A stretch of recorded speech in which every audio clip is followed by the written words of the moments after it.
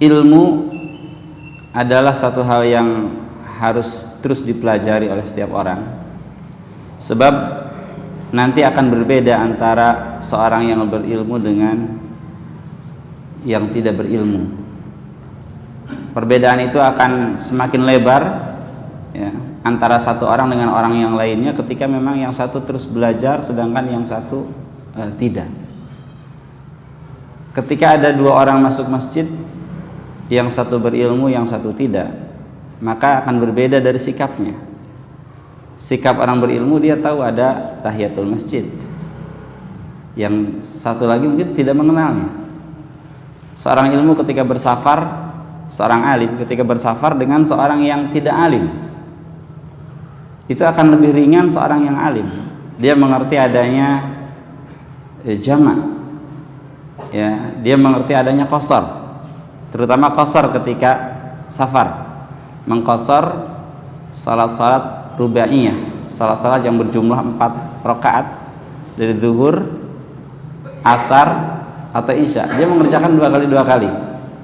Sedangkan bagi orang yang tidak mengetahui hukum qasar, dia akan mengerjakan seluruhnya 4 kali, sehingga ya seorang yang alim dia akan lebih cepat sampai pada tujuan dibanding seorang yang tidak memiliki ilmu itu. Atau ketika dia memandang ini pun dibolehkan untuk dijamak, maka dia melakukan jamak plus qasar gitu ya. Berbeda dengan orang yang tidak mengetahui tentang hal itu, maka akan beda sekali orang yang berilmu dengan orang yang tidak berilmu. Dalam surat Al-Mujadilah ayat 11, Allah Subhanahu wa taala mengabarkan, A'udzubillahi minasyaitonirrajim, yarfa'illahu alladhina amanu minkum walladhina utul ilma darajat. Allah Subhanahu wa taala akan mengangkat orang-orang yang beriman di antara kalian dan juga orang-orang yang berilmu beberapa derajat. Artinya berbeda. Dan antara orang beriman dan orang berilmu itu pun berbeda derajatnya antara satu orang dengan orang lain. Keilmuan kita dengan keilmuan para sahabat jelas berbeda. Sehingga memang derajat kita dengan derajat para sahabat itu pun berbeda. Karena pengaruh perbedaan iman dan pengaruh perbedaan ilmu.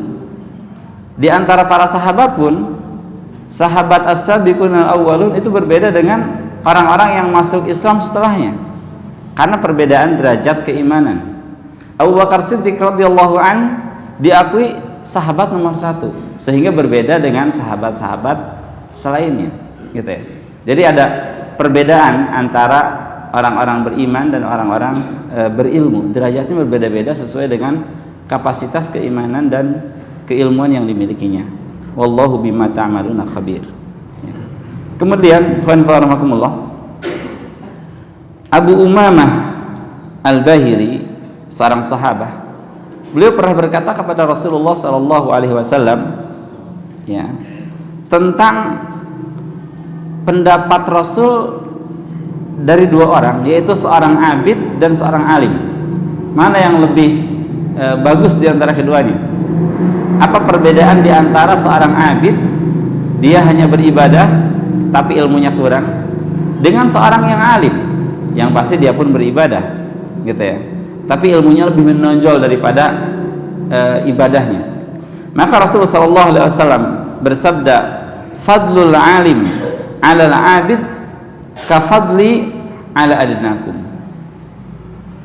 Perbedaan ya, atau keutamaan seorang yang memiliki ilmu di atas orang-orang yang hanya beribadah tanpa ilmu, gitu ya, itu seperti perbedaan aku dengan orang rendah di antara kalian.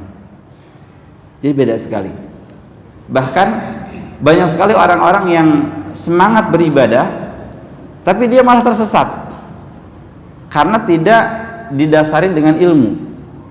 Ya, sebagaimana penafsiran dalam surat Al-Fatihah, kata ad-dhalin ghairil maghdubi alaihim waladdallin. Ini ad-dhal di sini adalah orang-orang tersesat. Di sini adalah mereka yang senantiasa beribadah kepada Allah Subhanahu wa taala, akan tetapi tidak dilandasi dengan ilmu pengetahuan, sehingga dia tersesat. Ya, di antara tafsir yang lain yaitu Nasara. Sebab Nasara adalah orang-orang yang gemar beribadah kepada Allah Subhanahu wa taala tapi tidak dilandasi dengan ilmu yang benar. Ya, berbeda dengan al-maghdub, yaitu orang-orang Yahudi atau orang-orang yang setipe dengannya, itu mereka tahu kebenaran tapi tidak mengamalkan ilmunya. Dua-duanya buruk. Yang tepat yaitu orang yang berilmu dan mengamalkan ilmu yang dimilikinya.